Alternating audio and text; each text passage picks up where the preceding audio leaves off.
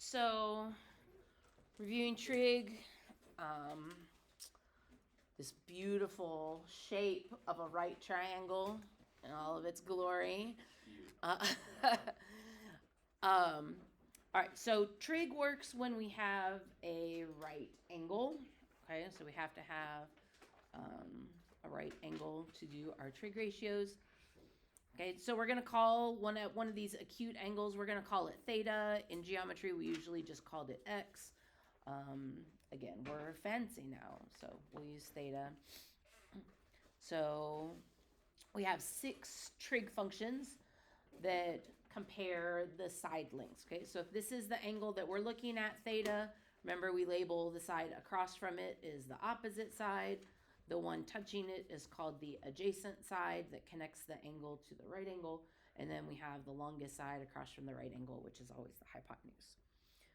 Okay, so this was what we used in geometry to remember our trig functions, right? So katoa.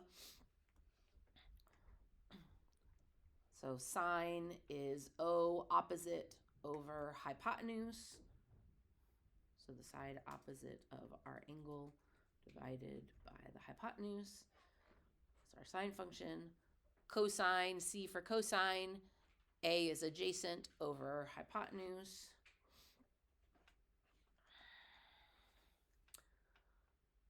And the TOA, the tangent part, is opposite over adjacent.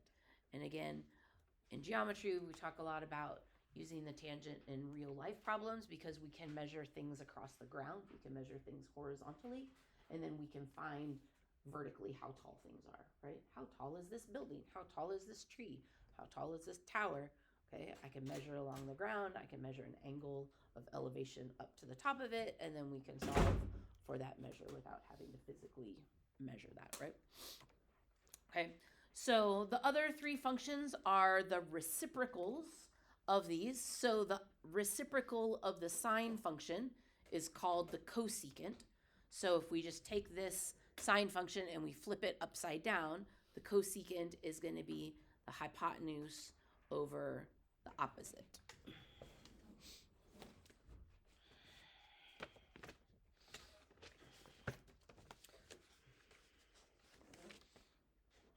Okay. And then the secant is the reciprocal of the cosine. So the opposite of this would be hypotenuse over adjacent. And the cotangent is the reciprocal of the tangent. So instead of O over A, it's going to be A over O.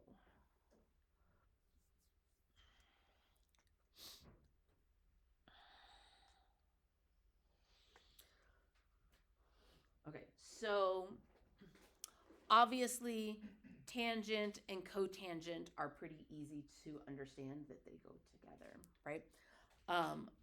I always have had trouble knowing whether the cosecant or the secant goes with sine or cosine. Okay, and here's the best I could come up with. Okay, so see how cosine starts with co? Its inverse doesn't start with co, right? So the cosecant goes with the sine, and the cosine goes with the secant. They like don't go together. So cosine and cosecant don't go together. Like I can remember that. So it goes with the other one, right? But again, you at this point we're just gonna keep looking back, and you can use your notes and as a reference, and you don't have to have it memorized. But if you wanna, that's cool too. Okay, so instead of writing them out like this, we could just write them as the reciprocal of the function. So this is the symbol for cosecant, CSC, cosecant, cosecant. Okay, so that's going to be 1 over the sine. Could be written like that instead of written as hypotenuse over opposite. Okay, we just know that it's the reciprocal of the sine function. SEC stands for secant. That's going to be 1 over the cosine. And then our abbreviation for cotan is COT. please don't say cot. Okay, sort of like we don't say sin, right? So just say cotan or cotangent 1 over tan. Sort of like nails on a chalkboard. Like cot, cos. Ugh. Oh, gross. All right, so Pythagorean theorem. Everybody brilliant at Pythagorean theorem? Remember all the things? Okay, a squared plus b squared equals c squared. Okay, so our shortcut is always when you're solving for one of the sides, you just have to decide if the side you're trying to find is the biggest side or the smallest side. Okay, so if you're trying to find c, that's the biggest, right?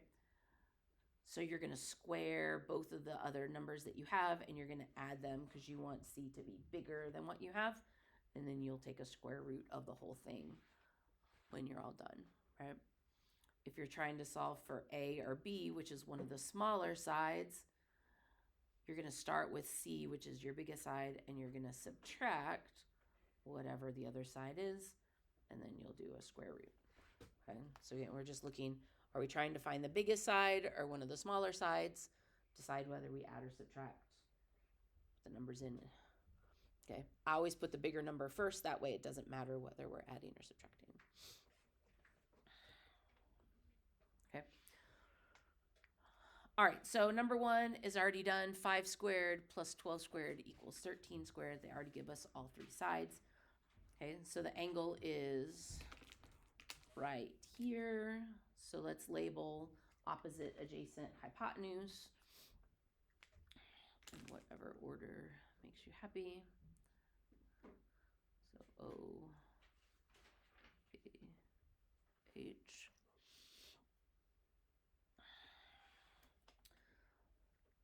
So when we're writing out our values, we always want to put our fractions in lowest terms, so we'll simplify them if possible. So just if the numbers divide by anything, let's go ahead and do that.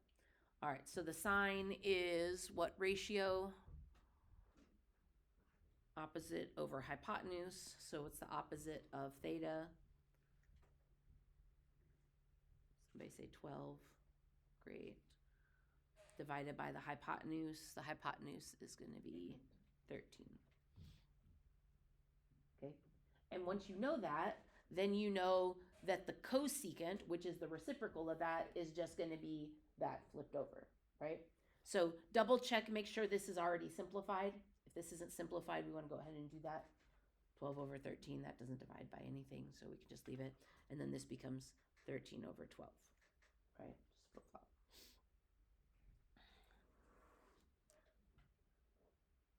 Cosine is adjacent over hypotenuse, A over H. So what numbers go for that?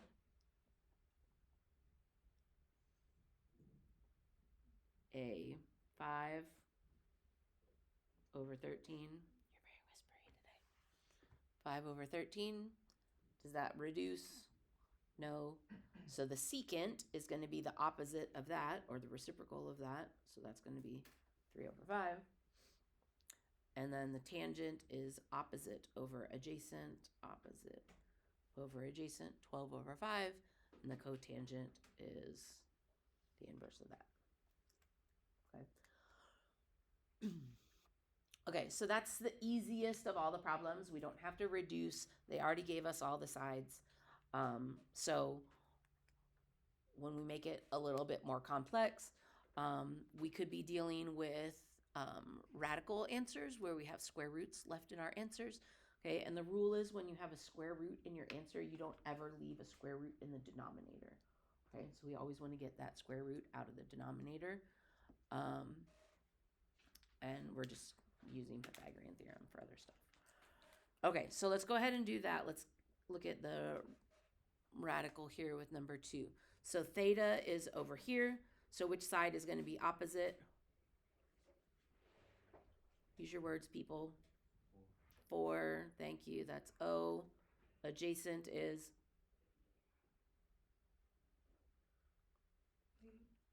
8. Because the 4 square root 5 has to be the hypotenuse across from the right angle.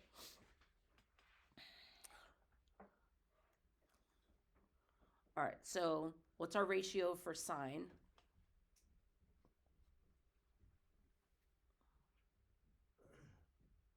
Is it h over a? Is it o over q? I don't remember. Yeah. So sine is o over h. So o is 4, and h is 4 square root 5. Okay, so that can be simplified. Okay, so I'm going to come over here off to the side because I don't really have very much space there. Okay, so 4 over 4 square root 5. The 4's are both going to cancel out, right? And they just become 1s. But then I have the square root of 5 down here in the bottom, which we can't have. So watch. I'm going to take this bottom denominator and multiply it by a square root of 5. And at the same time, I got to multiply the top by the square root of 5. Because ultimately, we're multiplying it by a value of 1, where you have the same thing on the top and the bottom. So that's okay to do. Okay, because what happens when you multiply a square root by itself is it just becomes that number. 5 times 5 is 25, right? The square root of 25 gives us just a whole number of 5. So that ultimately, remember when we do this, remember when we do that, these cancel out, right? That's the same as this when you multiply it twice. Okay, so multiplying it by itself, and then on the top we'll have 1 square root of 5. Okay, so this 4 over 4 square root 5 reduces or simplifies to square root of 5 over 5.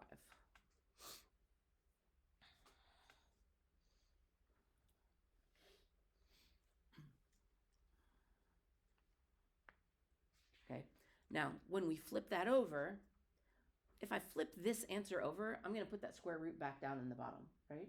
Which I don't want. So wouldn't it be easier to flip this one over? Because if I flip this one over, the square root's at the top, and what's going to happen to the 4's? They just cancel out, right? So this is going to become just the square root of 5.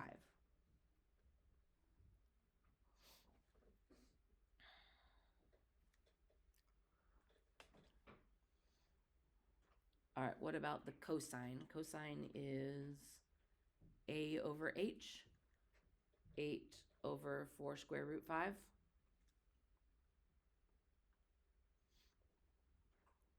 So 8 divided by 4 is 2, so that's going to be up on the top.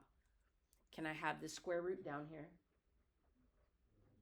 No, so we're going to multiply the top and the bottom by another square root. And when we do that, we'll have a square root of 5 on the top, and square root of 5 times square root of 5 is just 5 by itself.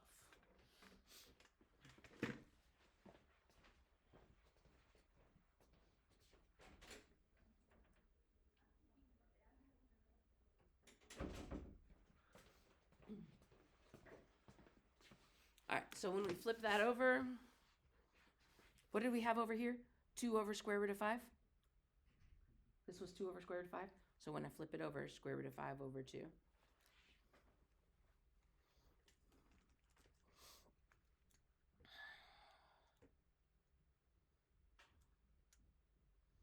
And then the tangent is opposite over adjacent, 4 over 8, which is the same as 1/2.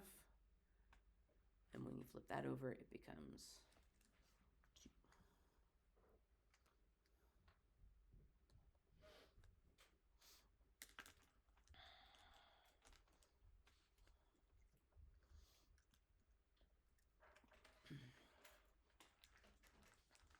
All right, number 3, how do we find this missing side? There's no side here.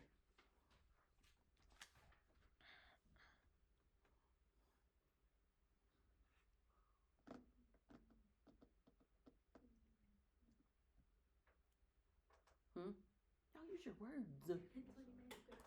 You're like talking. Pythagorean theorem? Don't. Hush. Pythagorean theorem. So we've got a 29 squared and a 20 squared. Don't pretend like you don't know. So are we going to add or subtract? Is this the biggest side or one of the smaller sides? This is smaller, so this is going to be minus. So 29 squared minus 20 squared is 441. And then we got to do a square root. Oops, that's not a 1. 441. And then we got to do a square root of that. So square root 441 makes 21. If that made a decimal, we would have to simplify the square root. So we'll make sure we do one of those. Okay, but this is a whole number, side 21. Okay. Do we need to keep going with that one? Are you okay with that after there? Okay, so 21 would become O, 20 is A, 29 is H, blah, blah, blah, blah, blah. Okay, let's go to number 4. All right, so this one, we're missing this long side. So we're going to take both of these values, 6 square root 3 and 6, and we're going to square both of them. And notice that I put the 6 square root of 3 in parentheses because we've got to square that whole thing. Do we want to add to make a bigger side or subtract to make a smaller side? We're adding to make it bigger. Okay, so we're going to do 6 square root of 3 squared. 6 square root 3. Put it all in parentheses and then square it.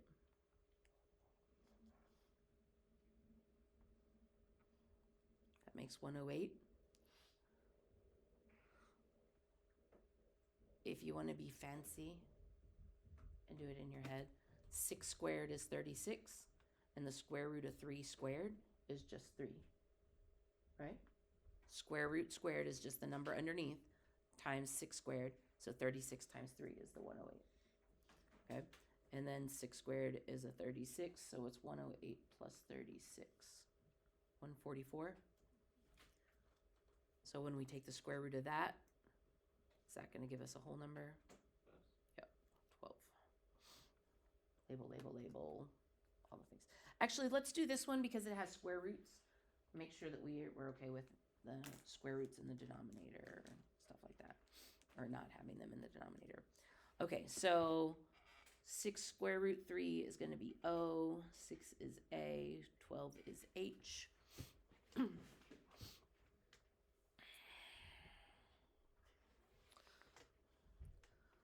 So the sign is O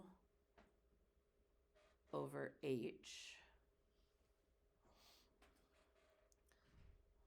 Is that going to have a square root in the denominator?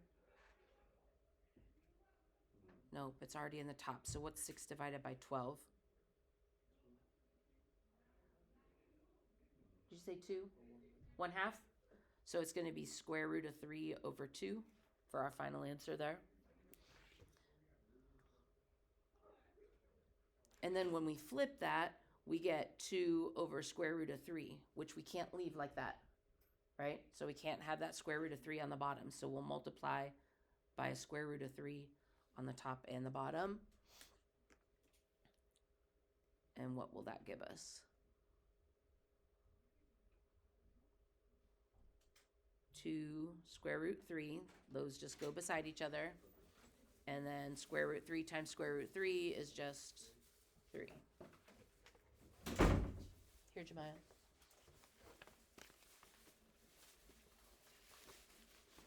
Thank you. All right, cosine is A over H, 6 over 12. So that's just 1/2. And when you flip that, it gives us 2.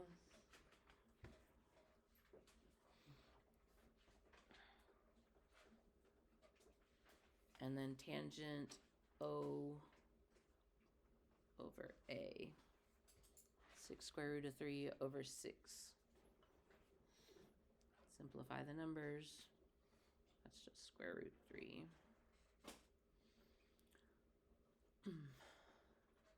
So what do we get when we flip that over?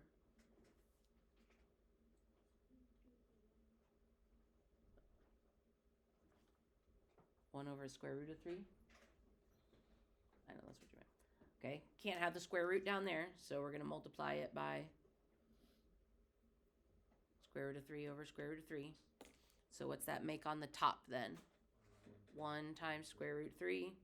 It's just a square root 3. And square root of 3 times square root of 3 is just 3. Oh, that's up.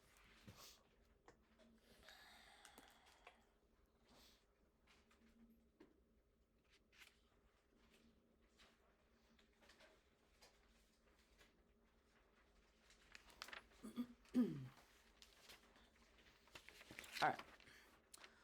So the next part is, instead of giving us a triangle, they give us a ratio, and we have to figure out what the sides of the triangle are. Okay? So my suggestion is to draw your triangle the same way every time. Like, don't make it more complicated. Be like, oh, I'm going to draw it this way this time, and I'm going to flip it upside down. Like, don't do that. Okay? Just draw the same triangle every single time. Okay? So whatever triangle makes you happy, okay? Whether it's like this, okay? Or whether it's laying down, like whatever. But it needs to be like big enough that you can like see where the sides are, okay? So I think I'm going to use this versus the laying down triangle, okay? I would do one of these two. Pick one of those, right? And then put in your angle, wherever you want the angle to be. Okay, so let's say that this is our triangle. I'm going to pick this as our angle theta. Okay, and then this tells me that the tangent of theta is 7 over 24. Well, what does the tangent represent? The tangent ratio is opposite over adjacent. So that means that this 7 is going to be the side opposite from our theta. Wherever we put theta, the side opposite from it is going to be 7. And the hypotenuse, just kidding, adjacent side is going to be 24.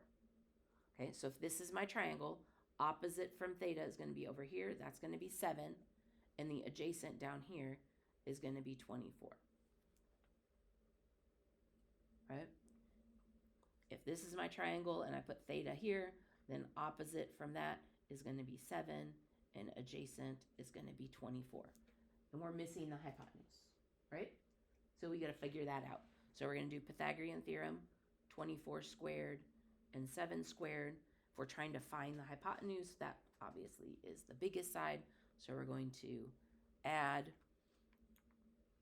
24 squared plus 7 squared. That makes 625. Can we take the square root of 625 and get a whole number? We sure can. So that's going to be 25 for our third side. Right? However you draw your picture, the longest side is going to be 25.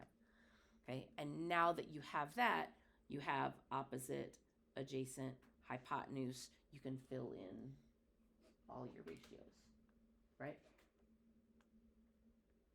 Do we need to take time going through that part? Fill in, blah, blah, blah.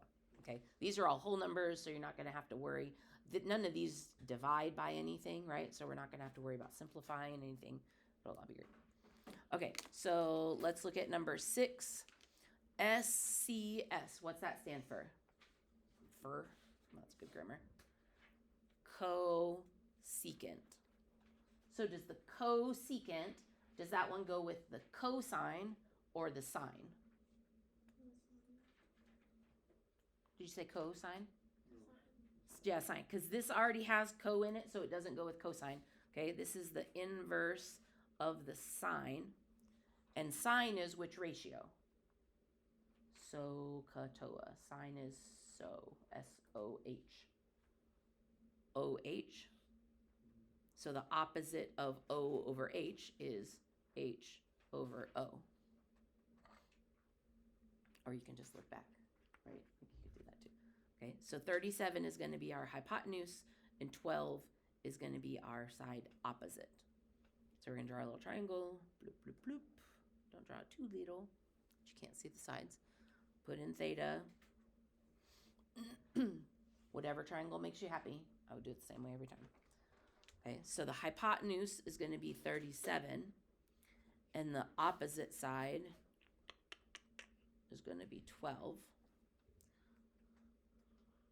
So we need this third side now. So we have a 37 and a 12.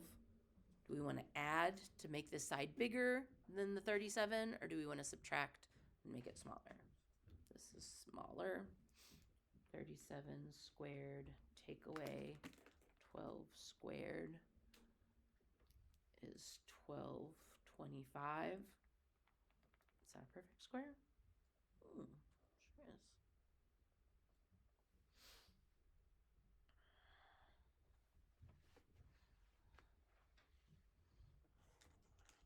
Blah, blah, blah. Right? Could I simplify any of those numbers? Do they all divide by anything? Like, I can tell if I'm going to have to simplify, like, before I even start working the problem. 12 and 35 don't divide by the same numbers, so that's already going to be in lowest terms. Okay? All right, what about number 7? Can you set up number 7?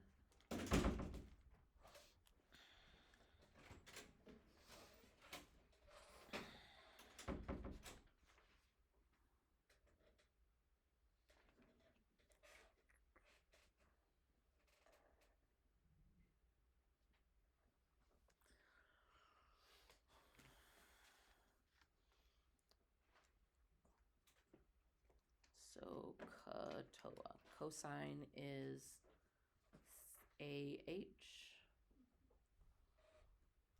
So 5 is adjacent, and 9 is hypotenuse.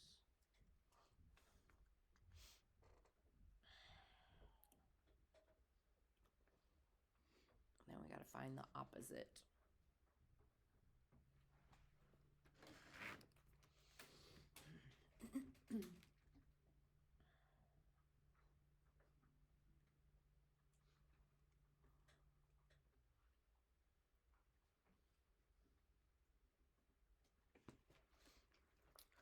All right, so 9 squared plus or minus? Minus, because we already have the hypotenuse, so this is going to be shorter. So that's 81, take away 25. That's 56. The square root of 56, is that a whole number? Nope. Okay, so I'm going to go back to square root 56, and we're going to break this down. So when we break this down, we're looking for what perfect square divides into this. What's the biggest perfect square that goes into 56? Okay, so half of 56 is our starting point, 28. What's the next smaller perfect square after that? 1, 4, 9, 16, 25, right? 1 times 1, 2 times 2, 3 times 3, 4 times 4, 5 times 5, 6 times 6, etc. Right? Okay. So half of this is 28. So the next one down would be 25. Does 56 divide by 25? Say no. You don't. That doesn't work. What about 16? Nope. What about 9? Nope. What about 4? Yeah. Okay, so 56 divides by 4. Now, if it didn't divide by 4, then we would just leave it square root of 56, right? Like it would already be in lowest terms. But since it does, we're going to break this into the square root of 4 times the square root of 14. And the square root of 4 changes to 2, whole number 2, and this will be square root 14. So 2 square root 14 is the same as the square root of 56.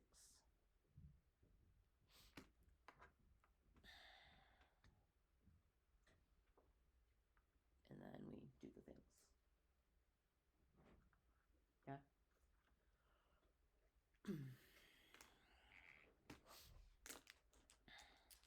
All right, last one, secant.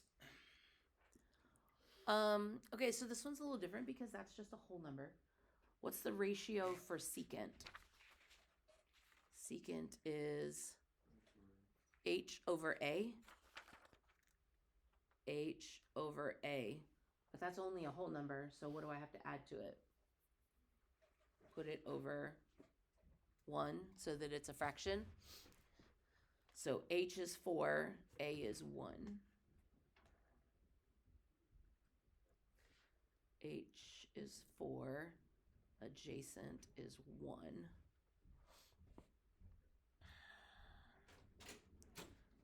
And then we can find the opposite side.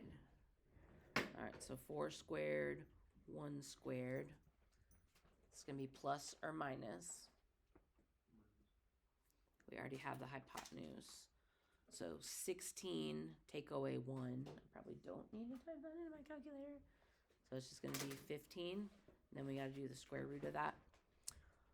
So does 15 divide by any of our perfect squares? 9, 4, no. So that's just going to stay square root 15. It's at the very back.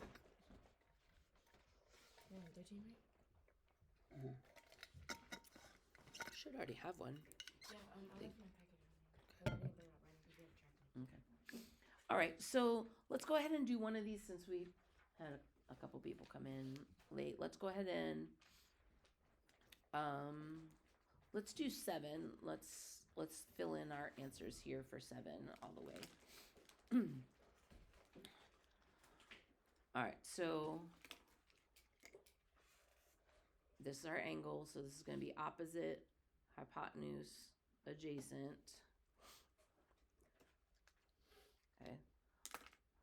Our ratio for sine is O over H. O is 2 square root 14.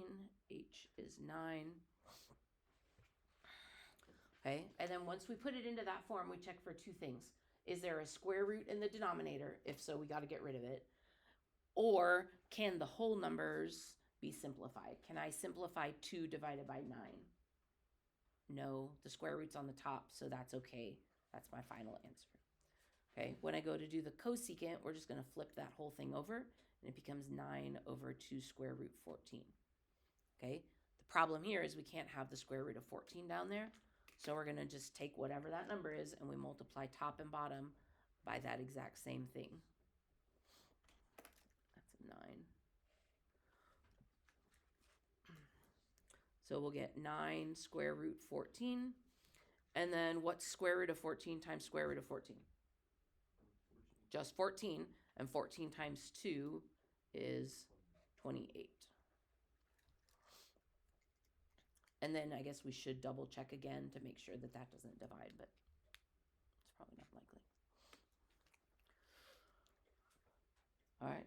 Cosine is A over H. Oh, they already told us the cosine, right, in our problem. That was already there, so we don't really have to use the picture for that. So 5 over 9 is our cosine, and when we flip that over to get the secant, the reciprocal of that is 9 over 5. We can't do anything with that. Okay, and then the last one is tangent. Tan is opposite over adjacent. Opposite 2 square root 14 over adjacent 5. The square root's in the top, so we're okay with that. 2 over 5 doesn't reduce, so that's okay as well. And then when we flip it over, the cotangent becomes 5 over 2 square root 14. Again, we can't have that square root in the bottom, so we multiply top and bottom by the same thing. 5 square root 14 over 28.